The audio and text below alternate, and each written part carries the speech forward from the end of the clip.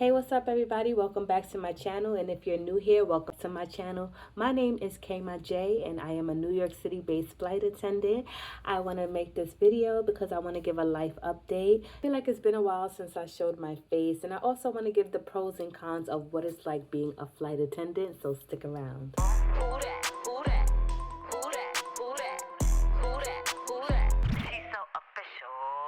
I have officially been flying for 16 months. This summer has just been intense as a flight attendant. There's been a lot of incidents, a lot of delays. It's just been a lot. And personally, I've been going through a lot. I've had a layover in Albuquerque, New Mexico, and I ended up being a victim to bed bugs.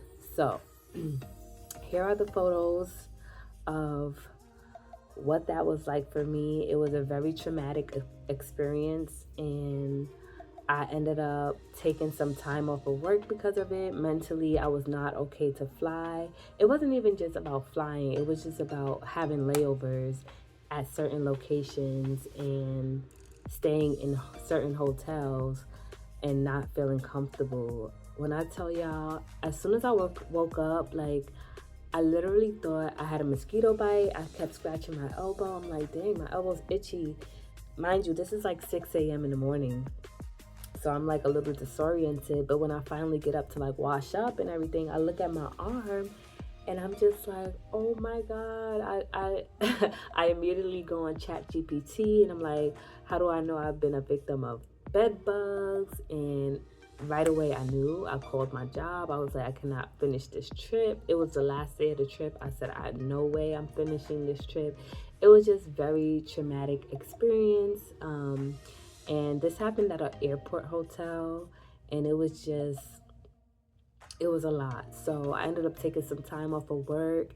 I came back. I recently took some more time off work. This is my first day back in 2 weeks because I think I was overworking myself and I ended up getting sick. So the doctor just, told me to take some days off, and now I'm here and I'm feeling so much better. I'm feeling rejuvenated. I'm feeling back to myself again. Let's talk about some of the pros and cons.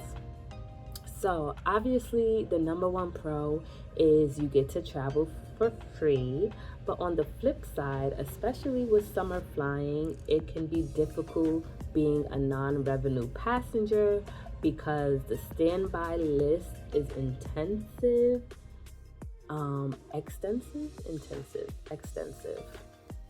Y'all know what I mean. There's a lot of standbys, and there's a lot of paying customers, and there's a lot of overbooked flights. So the chances of you getting on a flight for free as a non-revenue passenger is super slim. So it's just a chance that you have to be willing to take, a risk that you have to be willing to take. But that would be a pro and a con. Pro, you get to fly for free. A con is you don't always get on that flight. So whatever it is you're planning to attend, make sure you have backup options, other flights you can take. Make sure you're willing and able to purchase a ticket if you need to, if it comes to that. So I would say that is the number one pro, and that's the number one con. Another pro is the flexibility in the schedule. If I was still working my corporate job, no way I would have been able to take all that time off when it came to the incidents that I just explained to y'all. When it comes to like having bed bug bites or having just personal days, I feel like this schedule is really, really flexible, and I love it. And it gives me a balance because I can choose like, okay, I want these days off, or I don't just have that consistent 9 to 5 Monday through Friday schedule. And I love that personally. It may not be for everyone. People who love routine, maybe that's not for you, but for me, that is a pro. The pro is the flexibility. A con would be that because I am no longer in corporate, I took a huge pay cut, significant pay cut. It's a trade-off is what I'm trying to say. Like, yes, I took a pay cut, but on the flip side, I'm much happier. Like, I'm so much happier. The 9 to 5 was making me super miserable. I just knew like every day I went into work, I'm like, I cannot see myself doing this for the rest of my life. But with this job as a flight attendant, I absolutely cannot see myself doing anything else for the rest of my life. So that would be the pro and the con. The next pro is that I get to meet new people. It's a very social job. Every time I work, I meet somebody new. Every time I take a flight, it's a new crew. So I love that, because what if I really click with that person? We can become friends. Maybe we take trips. Or if I really don't click with that person, I don't got to worry about ever flying with them again. So that's just something that I feel is a pro. On the flip side, I feel like a con to that would be sometimes, because it's always changing, it can get lonely sometimes. I enjoyed my solitude. I enjoyed being alone, or I would say I don't mind being alone. So like if I'm working with a crew who I don't really click with, it don't really bother me, because once I'm at my layover, I can just do my own thing. So that could be a con for some people, being alone most of the time. But for me, I don't really mind it, but it just depends on your personality. So take it how you want. So a lot of people feel like being a flight attendant is super glamorous. And yes, it is. You get to dress up, look cute, you know. But honestly, when you getting cursed out by passengers because there's delays that you have no control over, or you're just waiting around trying to figure out where you're going or what's next, or it's not always so glamorous. So just keep that in mind. You have to be willing and able to be flexible and open-minded. Here are a few topics that I would like to cover that are not commonly spoken about when it comes to being a flight attendant. Let's talk about the pay. I mentioned this as a con, but the pay is very much unstable. Like, you can make it to where you want. Like, if you have extra expenses, you can obviously pick up on your days off. That ties back into the flexibility part of it. But this pay can be unstable, especially as a new hire, because some days you don't get called for flights, some days you do get called for flights, or like if you get unexpectedly sick, you don't get paid for those days if you don't have enough hours built up. So the pay could be low starting off. Your sleep schedule could be unstable as well. So the pay could be unstable, your sleep schedule can be unstable. And for me, I don't have a family as far as like kids or a husband, so it's okay for me. But for those of you who do have family, I would say this may not be the job for you. A lot of flight attendants do make it work with families. I'm not saying it's impossible, but that's just something to consider. A lot of flight attendants also have side hustles, so that way they can compensate for the pay cut. The second thing I want to speak about is when you're training.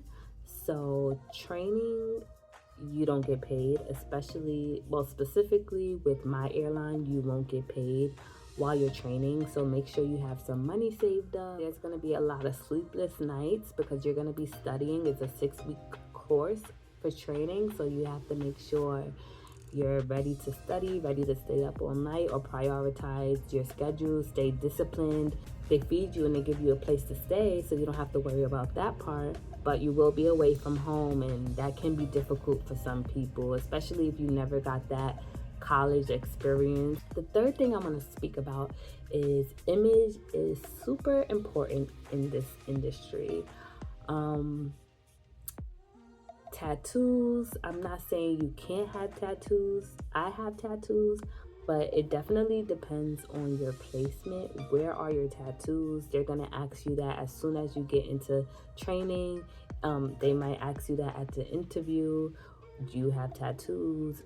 Don't lie, tell them you have tattoos. They're not gonna not hire you because you have tattoos. They just need to make sure that wherever your tattoo is, it's appropriate, or you're able to cover it up. So apart from your tattoos, your social media presence is also extremely important. I'ma just leave it at that. Okay, I need a better setup, but hold on, okay. Okay, customer service is extremely important in this industry as well. I do not like working with flight attendants who just have a bad attitude. Like, you don't want to walk into an establishment and not be treated like you didn't pay to be here or you don't belong here. You have to have some type of decorum. Like, you have to know how to talk to people. You have to know how to empathize, sympathize, because this is a hectic, you know how stressful it is to travel, especially for people who don't do it often. So if this is something that you're thinking about, make sure you have some decorum, please and thank you. Just do your research before you're looking into this, because there are all different types of flight attendants. Like, there's private flight attendants who fly for charter airlines. There's regional flight attendants who fly for regional airlines. Those are the smaller aircraft. There's mainline flight attendants, which I am, who fly for the bigger airlines. There's all different types of flight attendants, so just do your research, know what you're getting into, and I'm gonna leave it at that. So another life update I want to give is that I actually took a discovery flight recently. So here are the photos. A discovery flight is when you are considering becoming a pilot, and I did consider it. I was inspired by a friend of mine who's actually in flight school now, and I just wanted to see how I would like it. And ultimately I decided it wasn't for me. I really enjoy being a flight attendant. I enjoy what I do now, so I just decided I'm gonna just stick with what I have, because again, it gives me the flexibility to do what I want when I'm not flying. And although I would be making more money in the cockpit, I feel like it's just not where I am in life, and I'm happy that I decided to try it. I decided to try it, and I got to fly a plane, and it was so cool, and I don't regret it. But if that's something you're considering, I would say take a discovery flight. It's like $200. They give you a tour of the facility. They let you fly the plane, let you do the checks and all that good stuff. And it's basically just seeing if you're interested in becoming a pilot before making the full commitment. There's different programs, like accelerated programs, that put you through the course and then give you all your certifications, and then they'll set you up with like a job. And yeah, so it's a whole thing. So I would say look into it if you're interested. So here are a few things that I've learned since becoming a flight attendant. I learned how to be on time, how to prioritize my time, super important. You cannot be late in this industry. And if you're someone who's never on time, this job will teach you how to be on time. This job also taught me how to pack.